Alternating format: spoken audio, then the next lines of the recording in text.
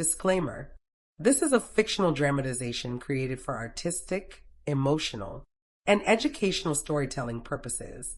All characters and events are entirely fictional and created using AI tools. No impersonation, misrepresentation, or harm is intended. The content contains scenes of danger involving child characters. However, no real persons or minors were involved in its production. Grace's Love Stories produces scripted, AI-generated stories that promote, entertain, inspire kindness, and emotional connection. We respect our viewers and strictly adhere to YouTube's policies. The rain had started 3 days before the wedding. Not mine, of course, but my sister's. Or at least, that's what everyone believed. I stood at the edge of the grand hall, my fingers tracing the worn stone of the archway, feeling the cold seep through the thin fabric of my dress, the scent of wet earth mixed with expensive perfumes, candle wax, and something sharper. Fear disguised as celebration. Wolves filled every corner of the estate, their laughter too loud, their movements too careful, as if they were all performing in a play where no one had bothered to give me a script. I was always the shadow in this family. The broken one.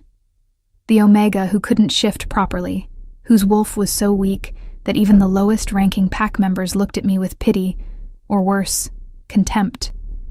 My hair, pale as winter wheat, marked me as different even among my own siblings. My mother used to say it was a gift from the moon, but after my first failed shift at 13, she stopped saying much to me at all. Celeste, my older sister, stood in the center of the room like a sun that demanded orbit. Her dark hair cascaded down her back in perfect waves, and her wolf radiated strength even in human form. She was laughing at something one of the visiting alphas had said, her hand resting possessively on his arm. She was supposed to marry the king. The disabled alpha king who ruled the northern territories with an iron fist despite his condition. A king no one had seen in public for nearly 2 years. The arrangement had been political, of course. Our father, desperate to secure our pack's position after a series of territorial disputes, had negotiated the match. Celeste would become queen, our family would rise, everything would be perfect, except Celeste had other plans. I watched her now, saw the way her eyes kept drifting to the young alpha from the eastern ridge. The one with golden eyes and a smile that promised trouble. I'd heard them last night, whispering in the garden when they thought everyone was asleep. Her voice had been urgent, pleading. His had been smooth, convincing. He's crippled, Celeste. He can't even walk. You'd be wasting yourself on a broken king. But father will never... Let your sister go. The pale one. She's Omega. She's useless here anyway. Send her in your place. By the time anyone realizes, it'll be too late. I'd backed away before hearing more, my heart hammering against my ribs. Surely they wouldn't. Surely even my father, with all his ambition and disappointment in me, wouldn't sacrifice me like that. But as I stood there in the hall, watching my sister's performance, watching my father's calculating eyes, I felt the truth settle over me like a burial shroud. Eliana. My father's voice cut through the noise, sharp as a blade. The room didn't quiet. They wouldn't. Not for me. But I felt the shift in attention, the way certain wolves turned their heads just slightly to watch. I moved toward him. Each step measured, practiced. I'd learned long ago how to be small, how to take up as little space as possible. My father stood near the fireplace, his broad frame blocking most of the warmth. Beside him, my mother stared into the flames, her expression unreadable. Yes, father? He didn't look at me. He never really looked at me, not since the incident when I was 15, when my incomplete shift had left me unconscious for 3 days, and the pack healers had whispered that perhaps it would be kinder to let me go. I'd heard them through the fevered haze. I'd heard everything. There's been a complication, he said, his voice low enough that only our family could hear. Celeste is unwell. A sudden fever. She cannot travel to the northern territories. I felt my mother tense beside me. My younger brother, Morgan, who'd been pretending not to listen, went very still. The king expects a bride in 3 days, father continued. The treaty depends on this union. If we fail to provide what was promised, the consequences will be severe. My mouth went dry. Father, surely if you explain... You will go in her place." He finally turned to look at me, and I saw nothing in his eyes. No warmth, no regret, no acknowledgement that he was sending his daughter to an uncertain fate. "You're Omega. You were always meant for breeding and obedience. At least this way, you'll be useful." The words hit me like physical blows, but I'd learned not to flinch, not to cry, not to show how deeply the cuts went. "The king doesn't know Celeste personally," my mother said softly, still staring at the flames. "They've never met. The arrangement was made through intermediaries." "You're both blonde. Celeste's hair is golden," I whispered. "Mine is almost white. You'll wear a veil," Father said. "The king is blind, Eliana. He lost his sight in the war. He won't know the difference.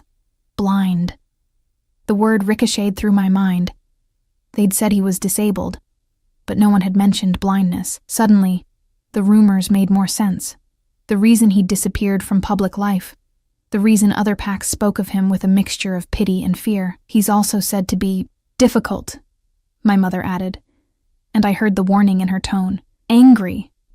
Violent, some say. The injury that took his sight also damaged his wolf. He can barely shift. He's isolated himself in the northern palace with only a handful of guards." "He won't hurt you," Father said, though his tone suggested he didn't actually care if that was true. "You're not important enough to hurt. Just submit, be quiet, and produce heirs if the moon wills it. That's all anyone expects from you." I wanted to argue. I wanted to scream. I wanted to run into the rain and keep running until I found some corner of the world where broken Omegas could exist without shame. But I'd been trained too well. "When do I leave?" My voice sounded strange to my own ears. Hollow, distant, like it belonged to someone else. "Tomorrow at dawn. The king's guards are already here. They're waiting." Father turned away, dismissing me with the gesture. "Don't embarrass us, Eliana. For once in your life, be useful." I walked out of the hall in a daze, barely aware of the rain that had started again, heavier now, drumming against the roof like impatient fingers. No one stopped me. No one said goodbye. Celeste was already gone, spirited away to some private room where she could maintain her convenient illness. In my small chamber, barely more than a storage room really, I sat on the narrow bed and tried to understand what was happening.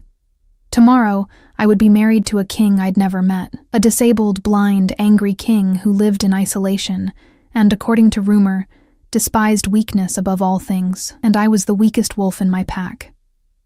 The rain continued its relentless percussion. I closed my eyes and tried to find my wolf, that distant presence that had always felt more like a ghost than a companion. She stirred slightly, a whisper of awareness, and I felt something I rarely felt from her. Resolve. Perhaps this was always meant to be.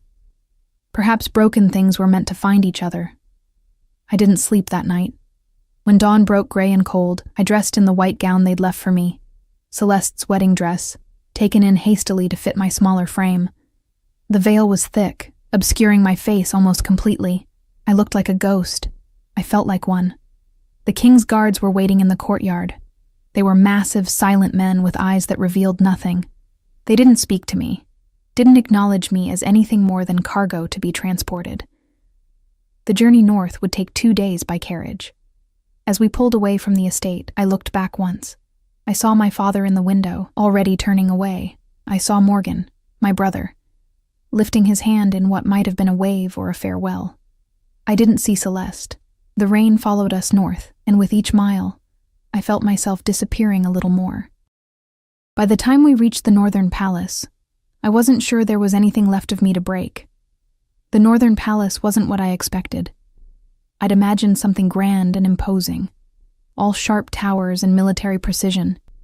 Instead, what rose from the mist as our carriage climbed the mountain road was something older, wilder, a fortress carved from dark stone that seemed to grow directly from the cliffs themselves. Moss clung to the walls, and ancient trees pressed close, their branches scraping against the upper windows like fingers seeking entry. It looked less like a palace and more like a prison. The rain had finally stopped, but the air hung heavy with moisture, and everything smelled of pine and stone and something underneath that I couldn't quite name. Decay, maybe, or just profound loneliness. The guards led me through a side entrance. Not the grand front doors, I noticed. We moved through corridors lit by torches that cast more shadows than light, our footsteps echoing off walls that had probably stood for centuries. I saw no servants, no courtiers, none of the bustling life that should fill a royal residence, just emptiness, and the occasional sound of wind howling through unseen passages. "Wait here." One of the guards finally spoke, his voice rough with disuse. He gestured to a small antechamber and disappeared, leaving me alone with my thoughts and the wedding dress that suddenly felt like a costume I had no right to wear.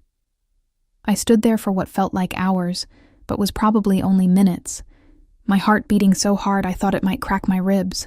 Through a narrow window I could see mountains stretching endlessly, their peaks disappearing into low clouds. Beautiful and isolating in equal measure.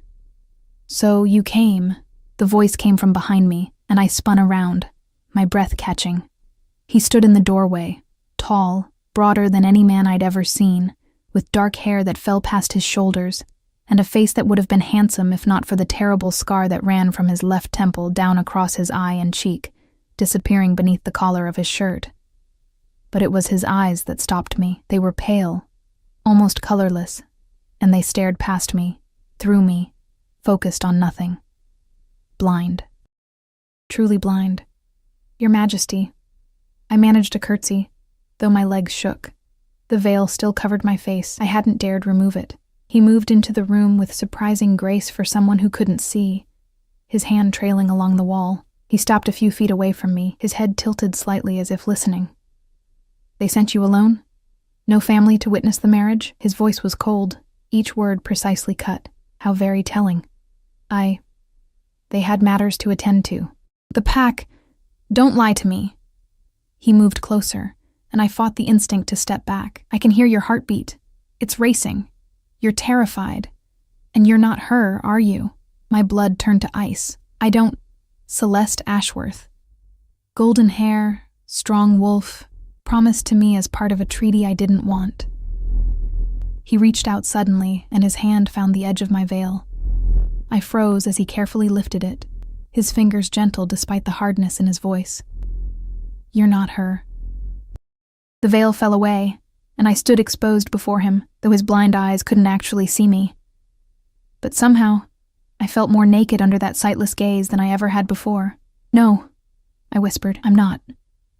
"Who are you?" "Eliana, her sister." The truth came out in a rush. "Celeste couldn't. She didn't want. They sent me instead." "I'm sorry. I'm so sorry." I waited for rage, for violence, for him to call the guards and have me thrown out, or worse.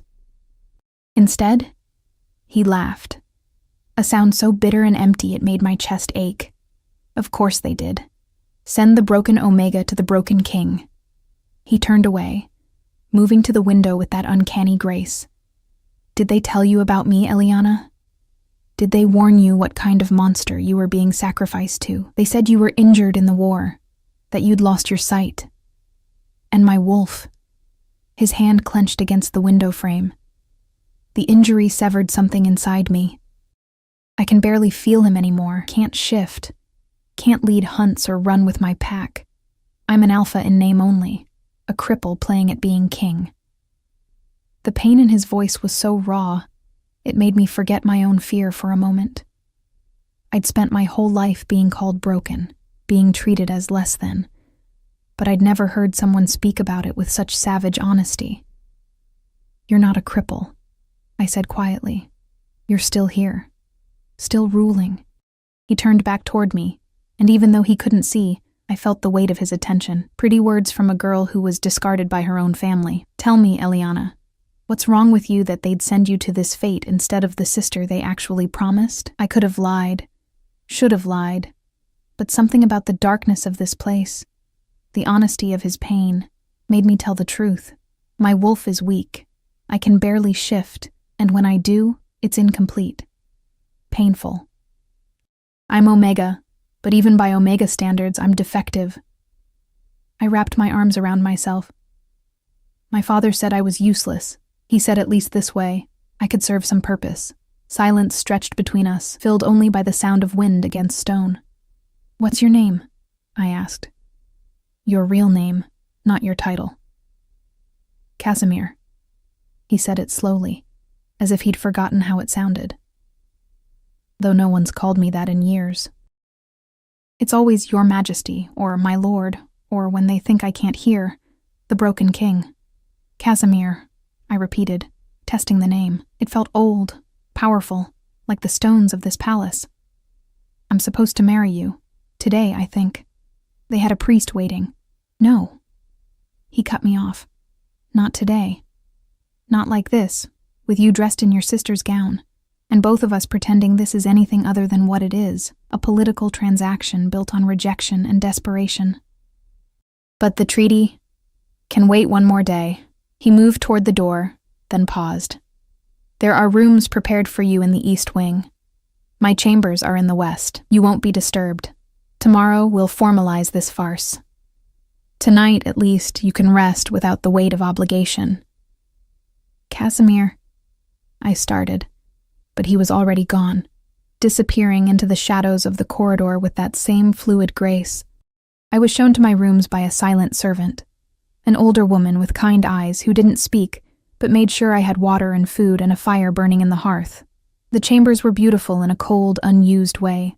Like everything in this palace, large windows looked out over the mountains, and the bed was enormous, piled with furs that smelled faintly of cedar. I should have felt relieved. I should have been grateful for the reprieve. Instead, I felt hollowed out, uncertain. Casimir wasn't what I'd expected. He was angry, yes, and wounded in ways that went far beyond physical scars, but he'd shown me more honest emotion in 10 minutes than my family had in years.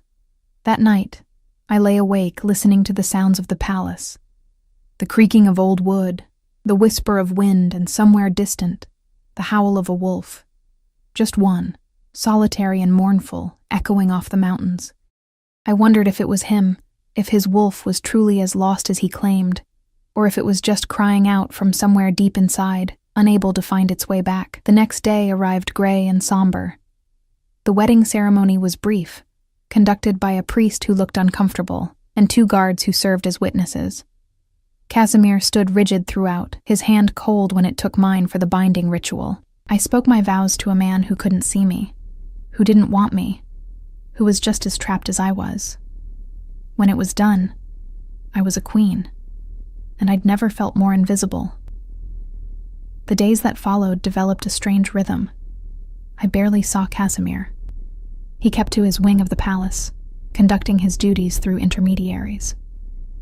I was given freedom to explore, to walk the grounds, to exist in this vast empty space however I wished. The servants were few and quiet, but not unkind. The landscape was harsh and beautiful, and I was utterly, completely alone. A week passed, then 2. I began to understand why Casimir had isolated himself. The palace was so remote that visitors were rare, and the pack that lived in the surrounding territory seemed to regard their king with a mixture of reverence and unease. They never came close. I spent my days in the library, a massive room filled with books that smelled of age and forgotten wisdom. I read about the history of the northern territories, about the wars that had shaped this land, about the old magic that people said still lingered in the mountains. And I thought about Casimir, alone in his wing, trapped in darkness and pain. It was on the 16th night that everything changed. I woke to the sound of screaming. The screaming tore through the silence of the palace like claws through fabric, raw, agonized, barely human.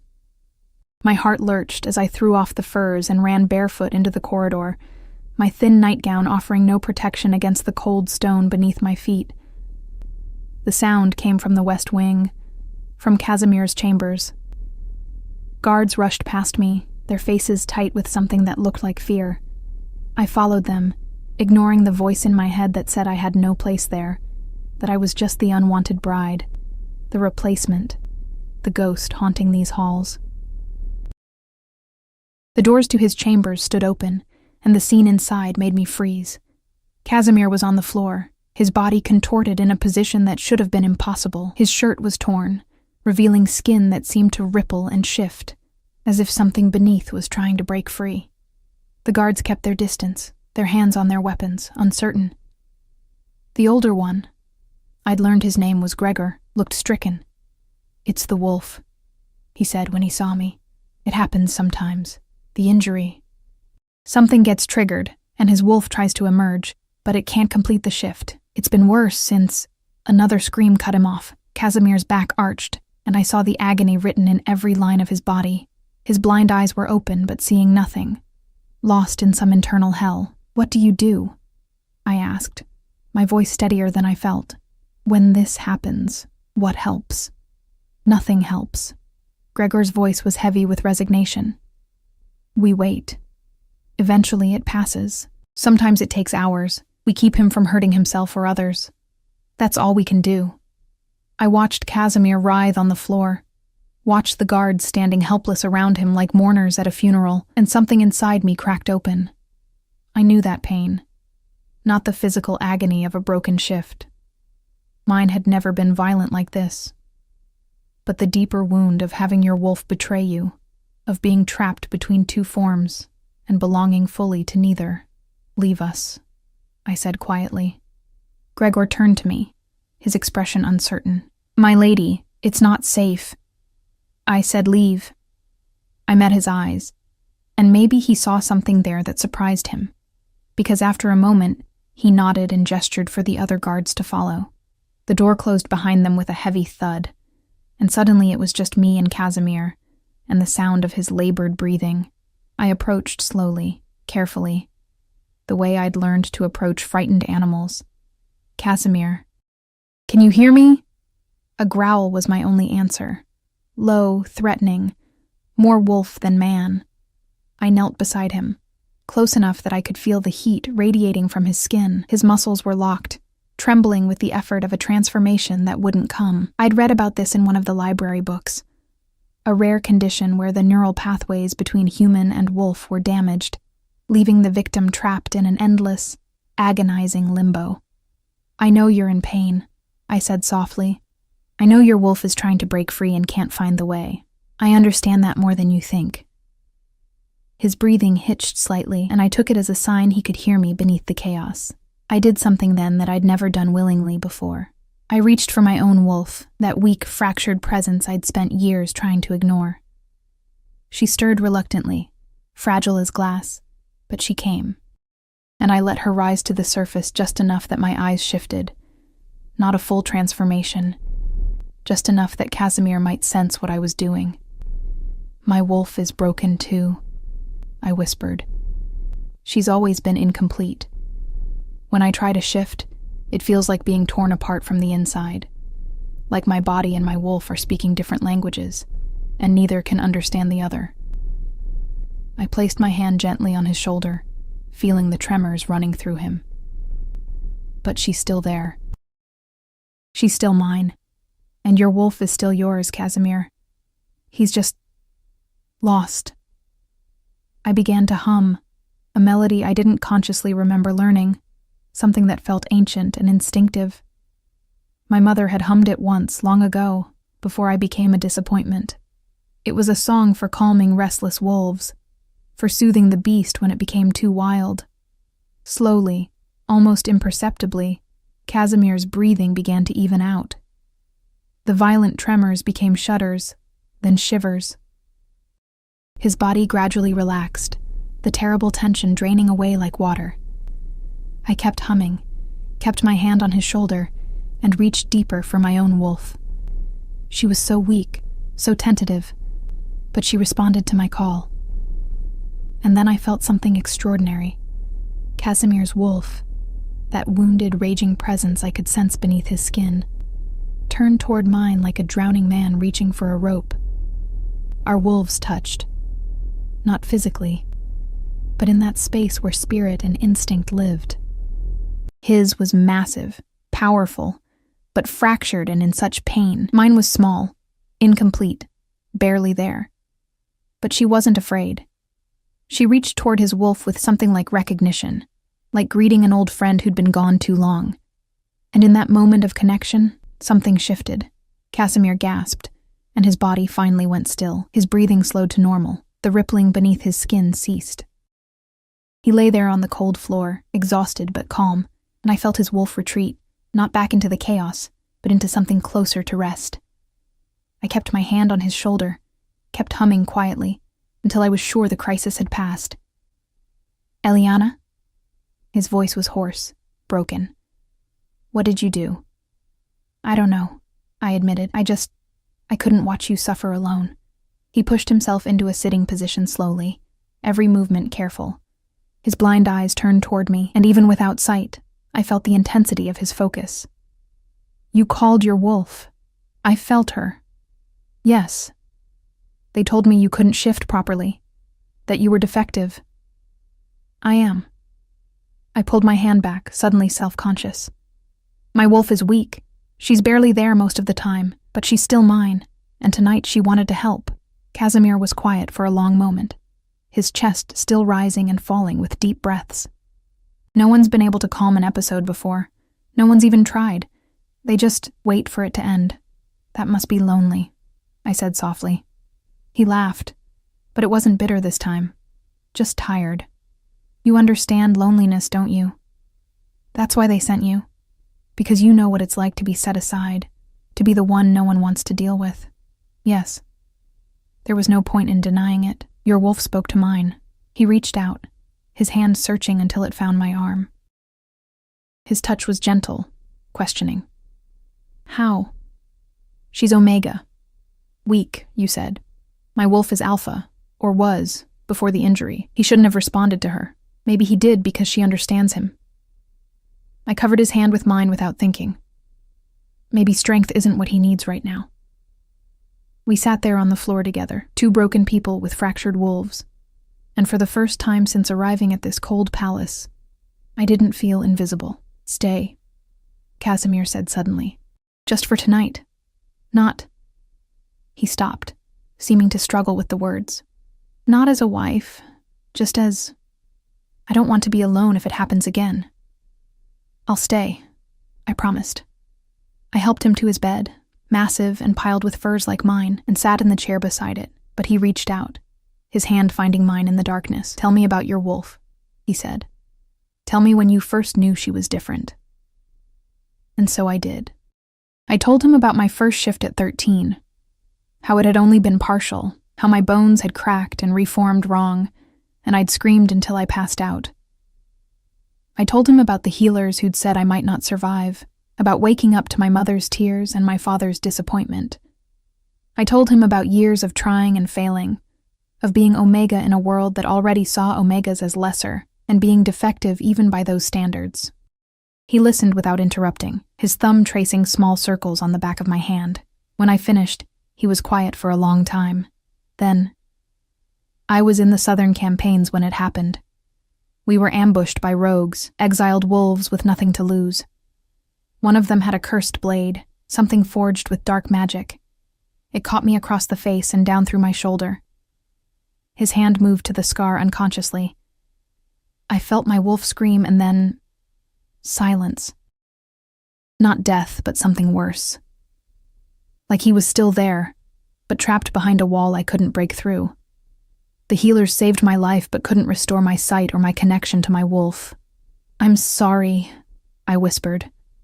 I became something I swore I'd never be. A burden. An alpha who couldn't lead. A king who couldn't protect his people. So I hid here, in this fortress, and let the world forget about me.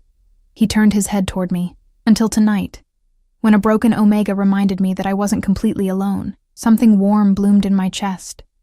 Not love, not yet, but the seed of understanding that could grow into something more. "We're quite a pair, aren't we?" I said, with a small smile he couldn't see. "A crippled king and a defective queen." He squeezed my hand.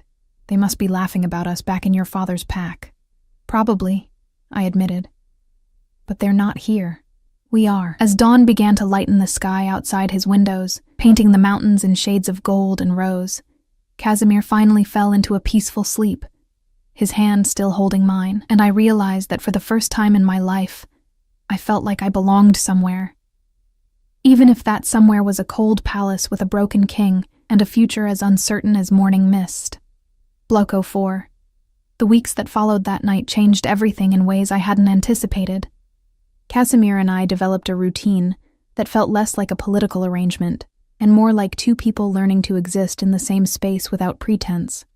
He no longer retreated to his wing of the palace as if I were a ghost to be avoided. Instead, we found ourselves sharing meals, walking the grounds together, talking about everything and nothing. I learned that he had a sharp wit buried beneath the layers of pain and isolation. He learned that I had opinions about politics, about pack dynamics, about the books I devoured in his library. He'd never expected intelligence from an Omega, he admitted one afternoon, and certainly not from one his pack would have dismissed as worthless. That says more about their limitations than yours, he'd said, his fingers tracing the spines of books on a shelf while I read aloud to him. He'd asked me to do that, read to him. His world had become so narrow after losing his sight, and my voice, he said, brought color back to the darkness. But it wasn't easy. The episodes continued, though less frequently. I'd wake to the sound of his struggle and rush to his chambers, using that strange connection between our wolves to calm the storm inside him. Each time, it seemed to work a little better, as if our wolves were learning to communicate in a language neither of us fully understood. The palace staff began to notice. Gregor, who'd been Casimir's guard for over a decade, stopped looking at me with suspicion and started offering something that might have been respect. The servants whispered less and smiled more. Even the distant pack members who occasionally came to the palace with reports or requests seemed to sense the shift in their king's demeanor. But peace, I was learning, was a fragile thing in a world built on power and territory. It was 6 weeks after our wedding when the letter arrived. I was in the library, surrounded by texts about ancient healing practices, when Gregor found me. His expression was grim. "My lady, there's a delegation from the Southern Council. They're demanding an audience with the king." My stomach dropped. The Southern Council represented the largest coalition of packs in the territories, powerful, traditional, and deeply invested in maintaining the old hierarchies. They'd supported Casimir before his injury, but rumors had reached even our isolated palace that they were growing restless with an alpha king who never showed his face, who couldn't hunt or fight or lead in the ways they deemed essential. "Does Casimir know? He's meeting with them now. He asked that you join him." That surprised me. In public matters, I'd remained firmly in the background, the quiet wife, the political necessity. Casimir had never requested my presence at official meetings before. I found them in the Great Hall, a room I'd rarely entered because it felt too vast, too empty. But today it was filled with tension thick enough to choke on. 5 alphas stood in a semicircle before the throne where Casimir sat, his posture regal despite the darkness that surrounded him. They radiated power and barely concealed contempt. I recognized one of them, Roman, a massive alpha with silver streaking his dark hair, known for his traditional views and his influence over the smaller packs. His eyes found me as I entered, and I saw the dismissal in them before he even spoke. "Ah, the Queen." His voice dripped with false courtesy. "How unexpected to see you here." I moved to stand beside Casimir's throne, my heart hammering but my expression calm. His hand reached out slightly, and I placed mine in it, a gesture of unity that wasn't lost on our audience. "Eliana is my wife and queen," Casimir said, his voice carrying the weight of authority I'd rarely heard from him. "She belongs at my side." Roman's smile didn't reach his eyes. "Of course, Your Majesty, though we'd expected Celeste Ashworth, if memory serves.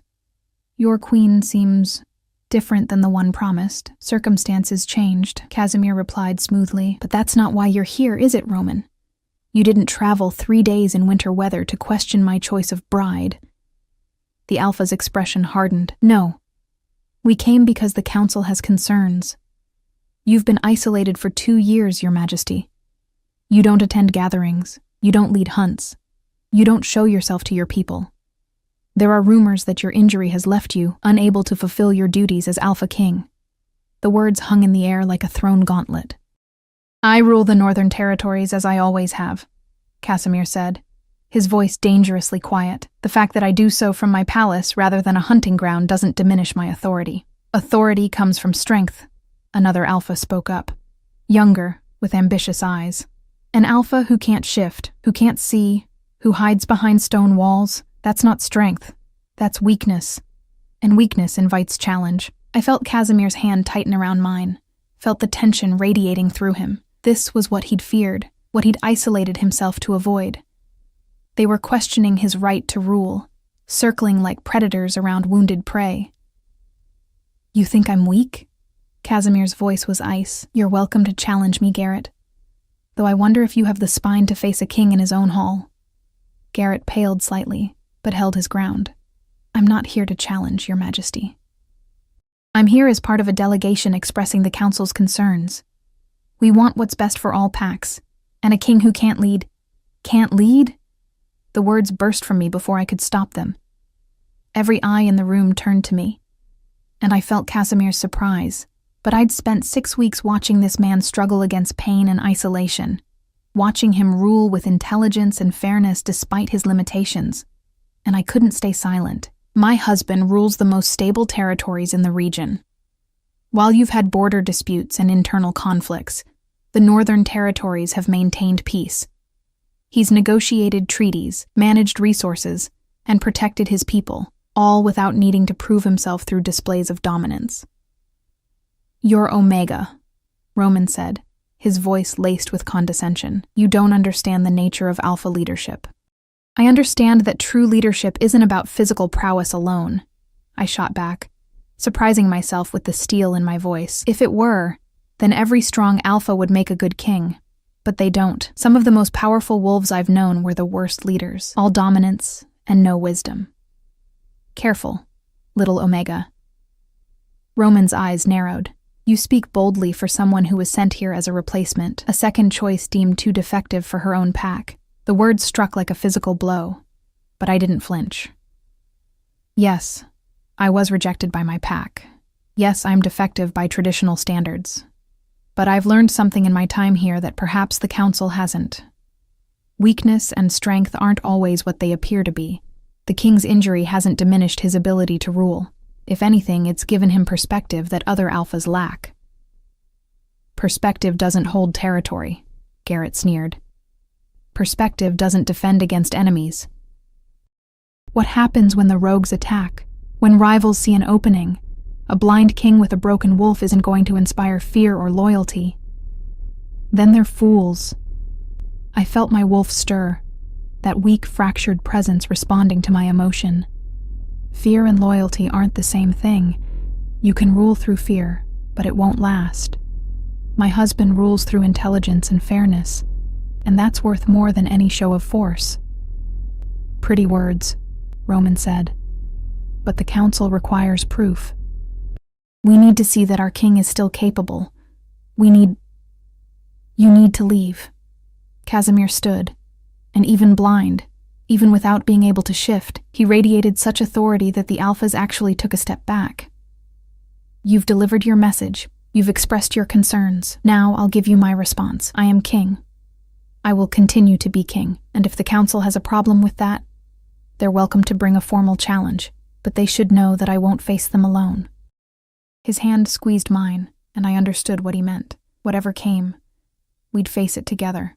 Roman's expression was unreadable as he inclined his head. "Very well, Your Majesty. We'll relay your message to the Council. But know this. The old ways still matter. Strength still matters. And if you can't prove you're still worthy of the crown, there are others who will gladly take it."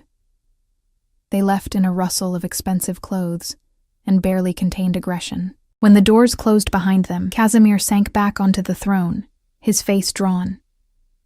"That was dangerous," he said quietly. "You shouldn't have spoken. They could use your words against us." "They were going to challenge you anyway," I replied. "At least now they know you don't stand alone." He was quiet for a long moment, his blind eyes directed toward where I stood. "Why did you defend me? You don't owe me anything. This marriage was forced on both of us." "Because they were wrong," I said simply. "And because in the past 6 weeks, I've seen who you really are. You're not weak, Casimir. You're one of the strongest people I've ever met. You just carry your strength differently now." He reached for me, and I went to him, letting him pull me close. His arms wrapped around me, and I felt him shaking, not from pain or anger, but from something deeper. "I don't know how to be what they want," he whispered against my hair. I don't know how to prove I'm still worthy when I can't do the things that made me king in the first place. Then maybe you don't prove it their way, I said. Maybe you prove it yours. That night, lying in my chambers, I couldn't sleep. The confrontation with the council had shaken something loose inside me. I'd spoken up, defended Casimir, claimed my place beside him in a way I'd never dared before, and instead of feeling exposed or vulnerable, I felt alive. My wolf stirred restlessly, and I reached for her, that fragile connection we'd been building. She was still weak, still incomplete, but she was more present than she'd been in years.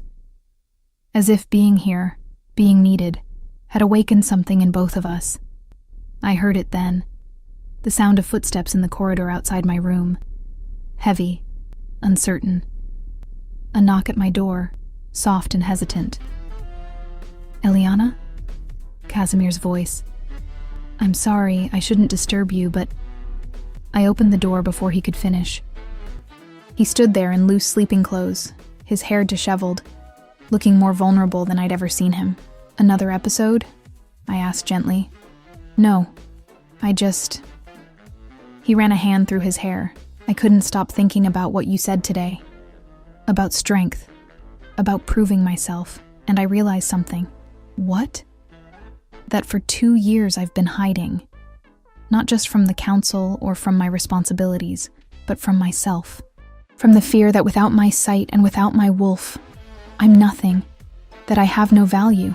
He reached out, and I took his hand, drawing him into my room. But you don't look at me that way. You never have. Even when I'm at my worst, even when I'm screaming on the floor, unable to control my own body. You see something in me worth saving, because there is, I said softly. You're brilliant, Casimir. You're kind underneath all the anger and pain. You're fair and thoughtful, and you care about your people even when you're terrified they'll reject you.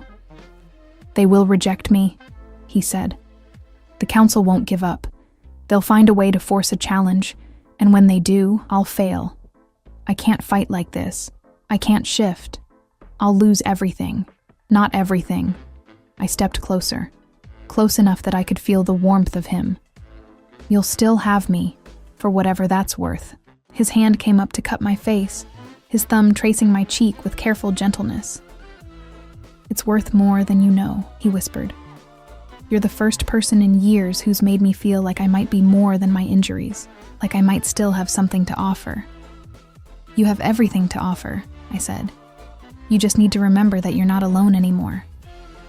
He kissed me then, soft and tentative, a question more than a claim, and I kissed him back, feeling something shift between us.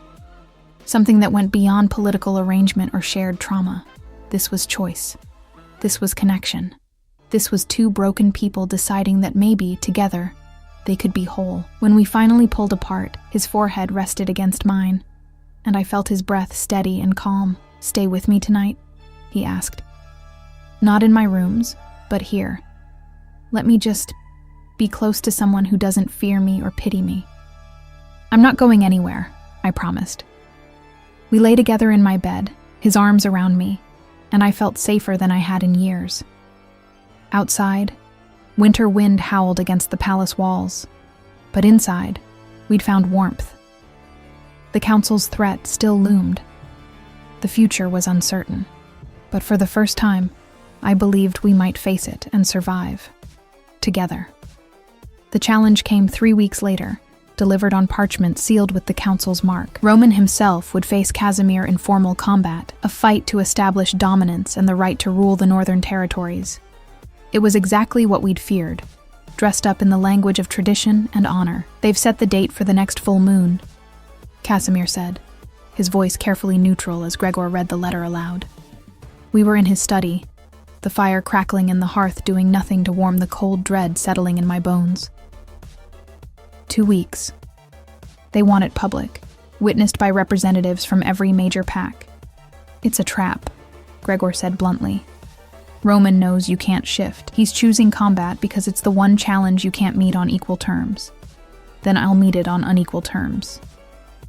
Casimir's jaw was set, his blind eyes staring toward the fire as if he could feel its light. I won't surrender my crown without a fight, even if it's one I can't win. There has to be another way, I said, my mind racing through everything I'd read in the library, every scrap of pack law and ancient tradition. Some precedent, some alternative. There isn't. Casimir's voice was final. The challenge has been issued. If I refuse, I forfeit. If I fight and lose, the result is the same. Either way, Roman becomes king. The injustice of it burned through me. Casimir had ruled well, had maintained peace and prosperity despite his limitations. But in the eyes of the traditional packs, none of that mattered. Only strength mattered. Only the ability to dominate mattered. What if you didn't fight alone? The words were out before I'd fully formed the thought. Both men turned to look at me. Pack law allows for a champion in certain circumstances, I continued, the pieces clicking together as I spoke. If the alpha is injured or incapacitated, a trusted member of the pack can stand in their place. It's old law, rarely invoked, but it exists. A champion must be alpha, Gregor said slowly, and they must be bonded to the king, family or mate. You're his mate, but you're Omega. It wouldn't be allowed. Why not? I challenged. The law doesn't specify the champion's designation, only that they be bonded and trusted. I'm his wife, his queen. If anyone has the right to stand for him, it's me. Casimir shook his head immediately. No, absolutely not. Eliana, Roman would destroy you. He's one of the most powerful alphas in the territories. You can barely shift.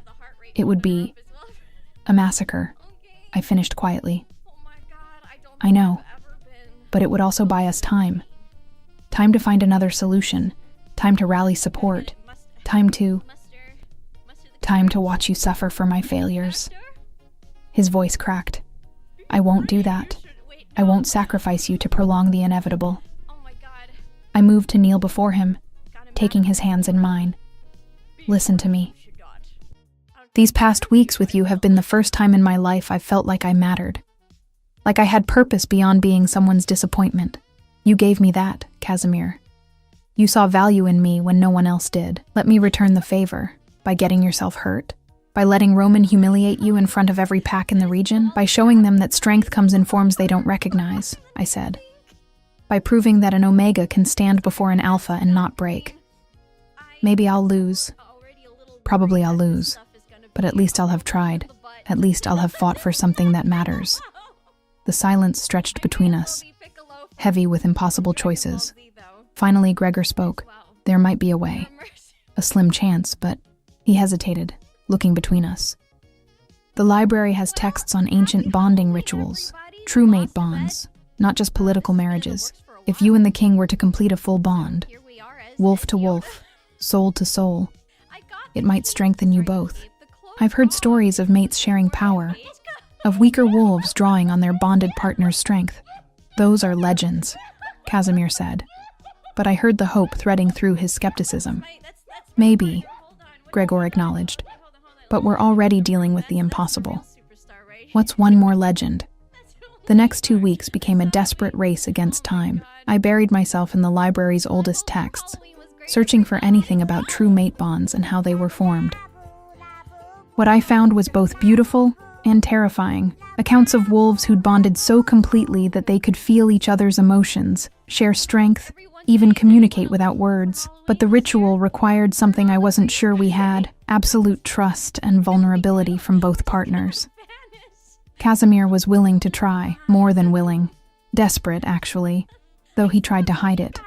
Not because he believed it would work, but because if these were to be our last days together, he wanted them to mean something. We performed the ritual 5 nights before the challenge, under a waxing moon that painted the palace grounds in silver light. Gregor and 2 trusted servants bore witness as Casimir and I stood in the ancient stone circle behind the palace, a place so old that moss covered the carved symbols, but the power remained, thrumming beneath our feet like a heartbeat. The ritual required blood, just a drop from each of us, mixed and offered to the earth. It required words spoken in the old language, vows that went deeper than any wedding ceremony. And it required us to call our wolves fully, to let them emerge and recognize each other without fear or restraint. This was the part I dreaded. My wolf was so weak, so fractured. What if she couldn't emerge at all? What if the ritual failed because I was too broken to complete it? But when Casimir shifted, or tried to, I understood that we were both bringing our brokenness to this moment. His transformation was agonizing to watch, incomplete and wrong in ways that made my chest ache. He couldn't fully become Wolf, stuck in that terrible in-between state that had tortured him for 2 years. And yet, he held the form, trembling, in pain, but present.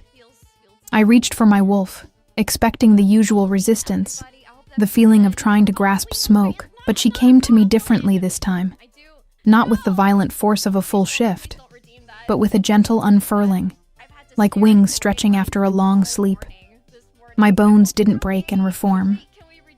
Instead, I felt myself blur, change, become something between human and wolf that shouldn't have been possible but somehow was. When I looked at Casimir through wolf-touched eyes, I saw him clearly for the first time. Not his physical form, but the blazing spirit underneath. His wolf was there, massive and powerful, and yes, wounded, but not destroyed. Never destroyed. Our wolves touched, and the world exploded into sensation. I felt his pain as if it were my own, the constant ache from his injury, the frustration of blindness, the fear of inadequacy that had eaten at him for years. But I also felt his strength, the sheer force of will that had kept him ruling despite everything, the intelligence that burned bright in the darkness, the fierce protectiveness he felt for his people, and I realized with shock, for me. And he felt me. My fear, my years of rejection, the bone-deep loneliness of being unwanted. But also my resilience, the quiet strength that had survived when others would have broken, the compassion that had reached out to him when anyone else would have stayed away, and the love that had grown between us, roots pushing deep into stony soil. The bond snapped into place like a key turning in a lock, and suddenly I wasn't alone in my own mind. Casimir was there, a presence as real as my own thoughts, and I was in his, and our wolves were no longer separate entities, but two parts of a greater whole. When we returned to human form, we collapsed together on the cold ground, gasping and crying, and laughing all at once. "I can feel you," Casimir whispered, his hands framing my face. "I can feel you inside my mind, your emotions, your thoughts. It's like having sight again, but better. You're like light in the darkness, and you're like strength in my weakness," I said, because I could feel it. His alpha power flowing through the bond, not overwhelming me, but supporting me, a foundation I could draw on. We're not broken anymore. We're just different. The night of the challenge arrived with cruel swiftness. The ancient fighting grounds had been prepared, a circular arena surrounded by hundreds of witnesses from packs across the territories. I could feel their skepticism, their anticipation of violence, their certainty that this would end with Roman's victory and a new king. Roman stood in the center of the arena, already shifted to his wolf form, a massive silver beast that radiated dominance and power. When I entered as Casimir's champion, still in human form, the crowd actually laughed. "This is your answer?" Roman's voice carried even in wolf form, the alpha dominance making the words clear. "A defective Omega? You insult us, Casimir. I stand for my king and my mate," I called out, my voice steadier than I felt. "If you want his crown, you'll have to go through me first." Roman laughed, a sound like grinding stones. "Gladly." He charged, and I had perhaps a second to react. Instead of trying to shift, which would leave me vulnerable during the transformation, I drew on the bond, pulling strength from Casimir, who stood at the arena's edge. I felt his power flood through me, felt our wolves intertwine, and something remarkable happened. I shifted, but not into my usual incomplete form. The transformation was smooth, painless, natural, and when I emerged, I was wolf, fully wolf, for the first time in my life. Small compared to Roman, yes, but whole, complete, real. The crowd went silent. Roman recovered quickly, charging again with teeth bared. But I was faster, smaller, able to dodge where he expected easy victory. And every time he tried to pin me, I felt Casimir guiding me through the bond, his experience in combat flowing into my instincts. I couldn't win through strength. Roman was simply too powerful. But I didn't need to win. I just needed to survive, to prove that I wouldn't break, that an Omega bonded to her alpha was stronger than they believed possible. The fight lasted longer than anyone expected.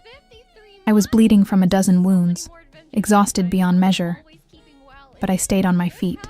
And slowly, gradually, the crowd's mood changed. The laughter died. They watched with something closer to awe as the small blonde wolf refused to submit, refused to quit, drawing on reserves of strength that shouldn't have existed. Finally, Roman made a mistake, overextended, left his throat exposed for just a moment. I couldn't take him down, but I could mark him, could draw blood that proved I was capable of landing a strike even on one of the most powerful alphas in the territories. When I did, the crowd erupted. Roman pulled back, panting, his eyes showing something that might have been respect.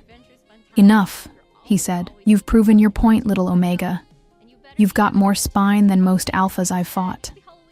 I shifted back to human form, hardly caring that I was naked and bleeding before the assembled packs.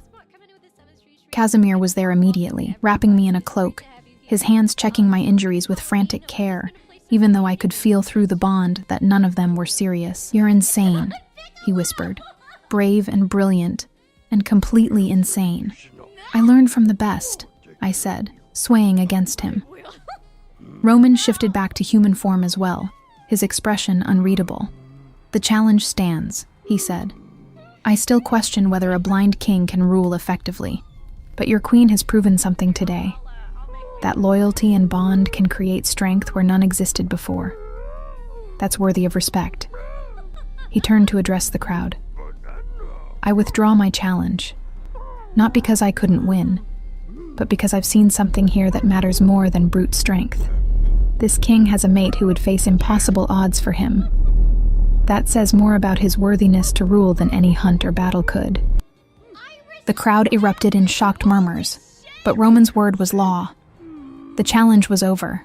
As we left the arena, I felt the eyes of every wolf there following us, not with contempt or pity, but with something closer to wonder. The defective Omega and the broken king, standing together against impossible odds and somehow surviving. The months that followed brought changes we never anticipated. Word spread about what had happened in the arena, about the Omega who'd fought an alpha and lived, about the bond that had made it possible. Casimir began receiving visitors again, not challenges, but requests for counsel, for wisdom, for the kind of leadership that came from understanding rather than domination. Our bond deepened with each passing day. Through it, Casimir could sense the world around him in ways that went beyond sight, and I found strength I'd never known I possessed, rooted in the certainty that I was no longer alone. We never did have a traditional royal life. No grand ceremonies, no elaborate court. But we had something better, a partnership built on understanding, on shared wounds that had become sources of strength rather than shame. 1 year after the challenge, as winter gave way to spring and the mountains bloomed with unexpected color, Casimir and I stood on the palace balcony watching the sunset I could see, and he could feel through our bond. "Do you ever regret it?" he asked, his arm around my waist. "Being forced to come here, to marry someone you'd never met." I thought about my answer carefully, because the truth was complicated. "I regret the circumstances," I said finally. "I regret the pain we both carried to get here. But regret this?" I turned to face him, letting him feel through our bond exactly what I meant. "Never. You showed me that being broken isn't the same as being worthless. You taught me that strength comes in forms the world doesn't always recognize. And you loved me when I didn't even love myself." He kissed me then, soft and deep, and I felt his love echo through the bond, steady, certain, unshakable. "My queen," he murmured against my lips. "My mate, my equal, my king," I replied. "My partner, my home." Below us, the palace grounds were filled with activity, pack members going about their lives, children playing, the rhythm of a community that had learned to accept their unusual rulers. We'd never be what the traditional packs expected. We'd never fit the mold of alpha dominance and omega submission. But we'd found something better. Balance. Harmony. Two broken pieces that fit together to create something stronger than either could have been alone. As the sun disappeared behind the mountains and the first stars emerged in the darkening sky, I felt my wolf stir contentedly, no longer fractured or incomplete, but whole in ways that had nothing to do with the perfection of her form, and everything to do with the bond that connected her to her mate. We were the rejected Omega and the disabled King, the ones who shouldn't have survived, let alone thrived. But we'd proven that sometimes the greatest strength comes not from being unbroken, but from choosing to heal together. And in that choice, in that bond, in that fierce, impossible love, we'd found everything we'd ever been searching for. We'd found home.